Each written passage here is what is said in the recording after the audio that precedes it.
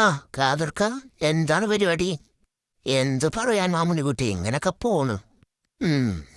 കാതർക്ക നോക്ക്, നമ്മുടെ ഹംസാജ് പുതിയ ഇന്നോ കാർ ഓടിച്ചു വരുന്നു. കപ്പലണ്ടി കച്ചവടം നടത്തി നടന്ന ആളാ. ഇപ്പൊ ദുബായിൽ നിന്ന് പണം വരാൻ തുടങ്ങിയപ്പോ നാട്ടുകാരെ കണ്ട ഭാവമില്ല. നീ ആ കാറിന്റെ തിളക്കം മാത്രം നോക്കിയാൽ മതിയോ മാമുനിക്കുട്ടി? പുള്ളിക്കാരുടെ കാശൊക്കെ വണ്ടിക്കും വീടിനുള്ളതാ. വീട്ടിൽ ചെന്നാൽ ചായയിലിടാൻ ലേശം പഞ്ചസാര വാങ്ങാൻ കയ്യിൽ കാശുണ്ടാവില്ല.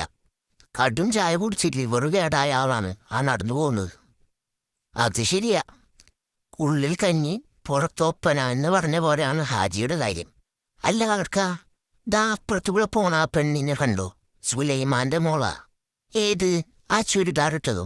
അവൾക്കെന്താ? അവൾക്കിപ്പോ ഇൻസ്റ്റാഗ്രാമിൽ റീൽസ് ചെയ്യാനാണ് പണി. ഇന്നലെ ഞാൻ കാണുമ്പോൾ ആ തെങ്ങിന്റെ ചുവട്ടിൽ നിന്ന് കയ്യും കാലും ഇട്ടാലിറങ്ങു. ഞാൻ വിചാരിച്ചു വല്ല പാമ്പും കടിച്ചതാണെന്ന്. വടി വെച്ചടിക്കാൻ ഓടിയപ്പോഴാണ് അവള് പറയണത്, മാമുണ്ണിക്കുട്ടിക്കാ മാറിനില്ലേ, എന്റെ വീഡിയോ കേടാവുമെന്ന്. നാട്ടിലെ പിള്ളേരുടെ ഓരോ കാലം. അതൊക്കെ പോട്ടടാ. നീ ആ വരുന്നത് കണ്ടോ? നമ്മുടെ നാട്ടിലെ വലിയ ബുദ്ധിജീവി ശശിധരൻ. എപ്പോഴും കയ്യിൽ 3 പുസ്തകവും കാണും, മുഖത്തൊരു ദാർശനിക ഭാവവും കാണും. ശശിധരനോ? പുള്ളി വലിയ വായനക്കാരനല്ല കാതർക്ക. എന്റെ പൊന്നു മാമുനിക്കുട്ടി, നിനക്ക് വിവരമില്ലാത്തതുകൊണ്ടാ. അവനാ പുസ്തകമൊക്കെ കയ്യിൽ പിടിക്കുന്നത് എന്തിനാണെന്നറിയോ? വഴിയിൽ കാണുന്ന പെൺകുട്ടികൾ വിചാരിക്കണം അവൻ വലിയ ജ്ഞാനിയാണെന്ന്. കഴിഞ്ഞ ദിവസം ലൈബ്രറിയിൽ ഇരുന്ന് അവൻ പുസ്തകം വായിക്കുന്നത് ഞാൻ കണ്ടു.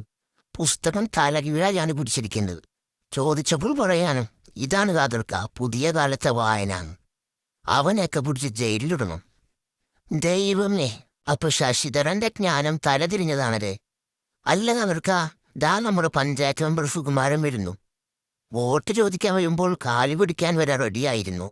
ജയിച്ചതിന് ശേഷം ഇപ്പൊ വഴിയിൽ കണ്ട കണ്ണട വെച്ച് ആകാശത്തേക്ക് നോക്കി നടക്കും. ആ സുകുമാരനെ കുറിച്ച് നീ പറയതേ വേണ്ട. കഴിഞ്ഞ മാസം നമ്മുടെ റോഡിലെ കുഴി അടക്കാൻ ഫണ്ട് വന്നു എന്ന് പറഞ്ഞ് അവൻ കുറച്ച് മണ്ണും മണലും കൊണ്ടുവന്നിട്ടു. ആദ്യത്തെ മഴ പെയ്തപ്പോൾ മണ്ണും പോയി മണലും പോയി. ഇപ്പോൾ ആ കുഴിയിൽ കിടന്ന് നാട്ടിലെ പോത്തുകൾ കുളിക്കുകയാണ്. മെമ്പറോട് ചോദിച്ചപ്പോൾ പറയാണ്, അത് റോഡല്ല കാതർക്ക, നാട്ടുകാർക്ക് നീന്താൻ വേണ്ടി പഞ്ചായത്ത് ഉണ്ടാക്കിയ സ്വിമ്മിംഗ് പൂളാണെന്ന്. സ്വിമ്മിംഗ് പൂളോ? സമ്മതിക്കുന്നവനൊക്കെ. അല്ല കാതർക്ക, വരുന്ന ആൾ കണ്ടോ? നമ്മുടെ നാട്ടിലെ വലിയ പലിശക്കാരൻ ഔസേപ്പച്ചൻ. പുള്ളി ഇപ്പൊ എങ്ങോട്ടായി ബാഗും തൂക്കി ഓടുന്നത്. അവൻ എങ്ങോട്ടോടാൻ? ആരുടെങ്കിലും ഒപ്പുവാങ്ങാൻ ഓടുന്നതായിരിക്കും. പുള്ളിയുടെ കയ്യിൽ നിന്ന് 1000 രൂപ കടം വാങ്ങിയാൽ അടുത്ത മാസം തിരിച്ചു കൊടുക്കുമ്പോൾ നമ്മുടെ വീടിന്റെ ആധാരം വരെ എഴുതി വാങ്ങും. കഴിഞ്ഞ ദിവസം അവന്റെ വീട്ടിലെ പട്ടി അന്നെ നോക്കി കുരച്ചു. ഞാൻ ഔസേപ്പച്ചനോട് പറഞ്ഞു, നിന്റെ പട്ടി എന്നെ കടിക്കാൻ വരുന്നു. അപ്പോൾ അവൻ പറയാണ്, അത് കടിക്കില്ല കാതർക്ക, അതിന്റെ വായിൽ മിനിമം ബാലൻസ് ഇല്ലാന്ന്. മനുഷ്യനെ കളിയാക്കുകയാണ് അവൻ. ഔസേപ്പച്ചന്റെ പട്ടിക്ക് വരെ പലിശ ചിന്തയാണത്.